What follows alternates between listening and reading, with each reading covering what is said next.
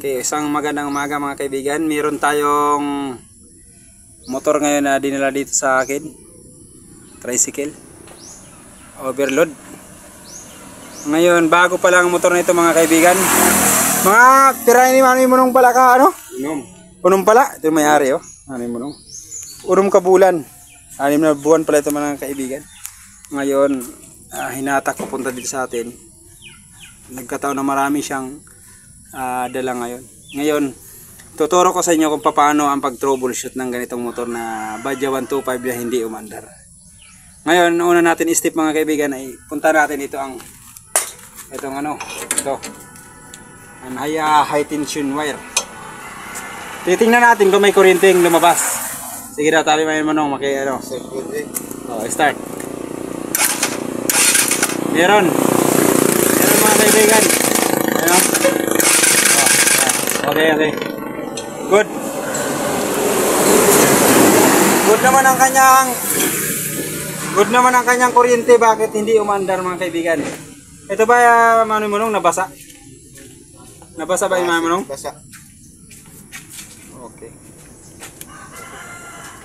Okay mo rin na kasi yung lay na.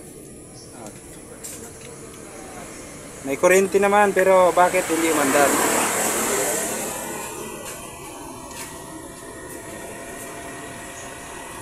Pwede natin muna i-direct. Sige, start daw. Hindi umandar. Okay. Pangalawang step mga kaibigan, subukan natin ang kick. Sa kick tayo magpo-focus.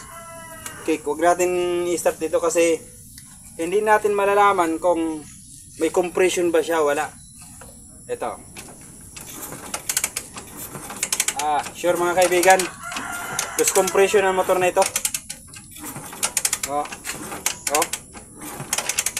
Lose compression. Sure mga kaibigan. Lose compression ito. Sa ganito pagto-troubleshoot mga kaibigan, una, focus kayo ng kuryente.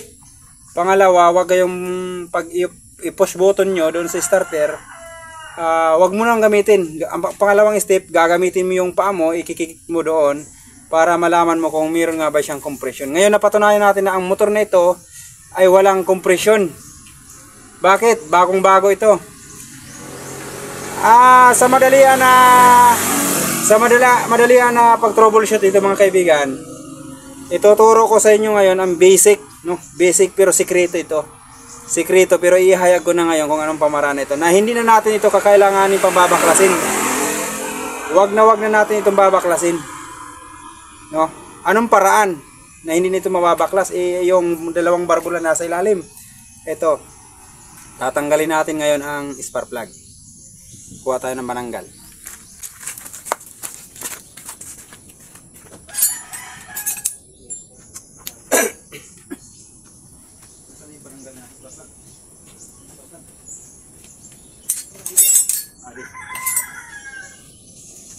Okay. Kuha lang tayo nito. Buksan natin ito. Kung iba-iba mga kaibigan ang gagawa nito, hindi naman sa pagsira sa mga ilan natin mga kabayan mekaniko. Ang iba, babaklasin pa nila ito. Bakit ganun? Bakit babaklasin pa? Kasi una-una na dahilan, no? Kung hindi naman nila alam ang gagawin, paggawa nito. Ibig sabihin, hindi nila alam ang sikreto ang gagawin ko ngayon. Kaya kakailanganin pa nilang babaklasin. Pangalawa, baka gusto nila baklasin para makasingil din na malaki. Pero hindi ko sinasabi ito sa lahat ha. Baka sa ilan lang. Pero itong gagawin natin ngayon, makaka-relate kayo dito. Baklasin natin ito sa magitan ng ito. Okay. And then ganun lang.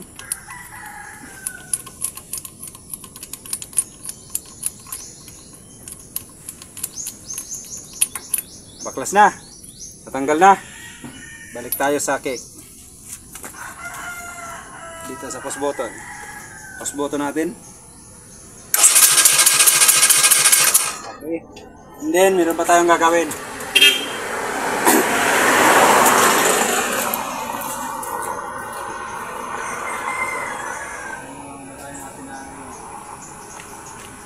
Gasolina. Kunti lang.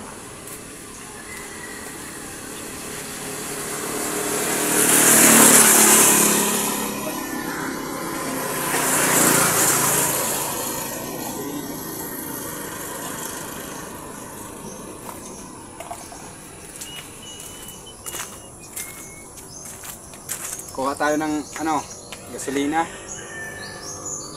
Unom. Yes.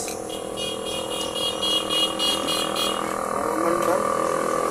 Dahil sa dyan ka daw, nagkita ka.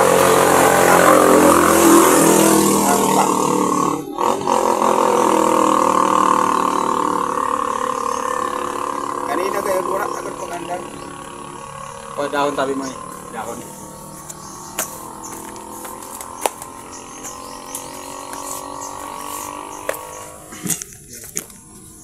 And then, ang gagawin natin,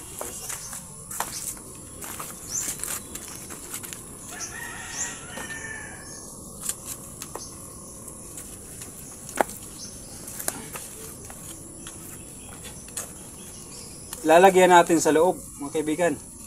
Lalagyan natin ng gasolina.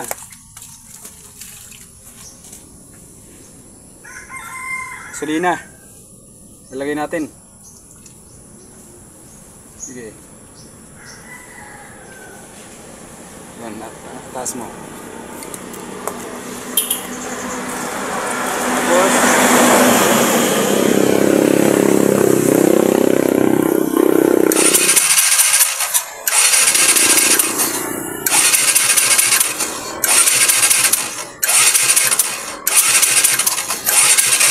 okay, lagyan pa ulit natin ng konti pa.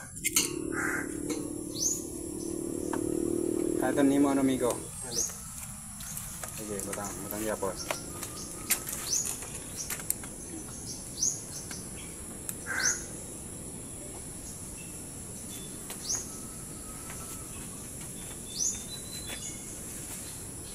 Ayan. Okay. Tapos push button ulit.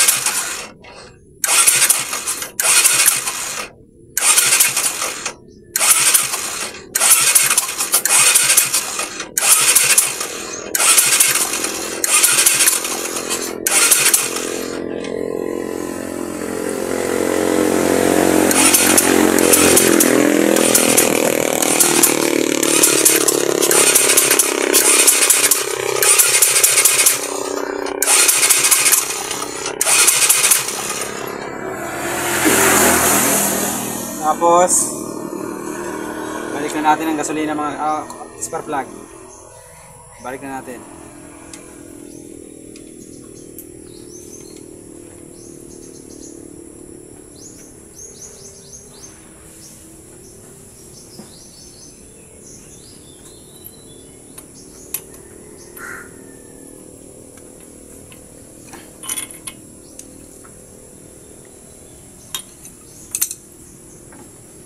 I-test muna natin kung may compression na doon sa kick.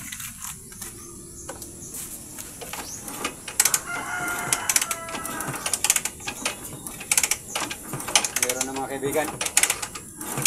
So, Pagtumugas na. meron na. Meron na.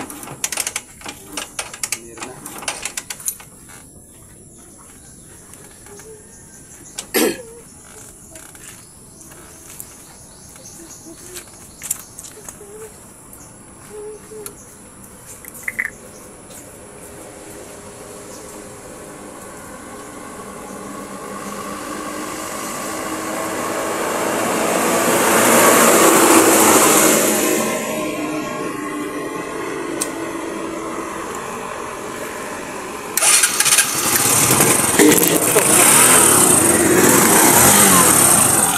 kaibigan.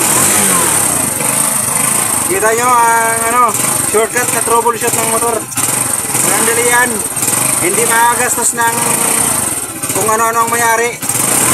Ganun lang. Kaya kapag nangyari ito sa inyo, lalo na sa mga budget na 125, ganun lang gawin nyo mga kaibigan. Ngayon, makakalis na ating customer sa madaliang paraan. Maraming salamat.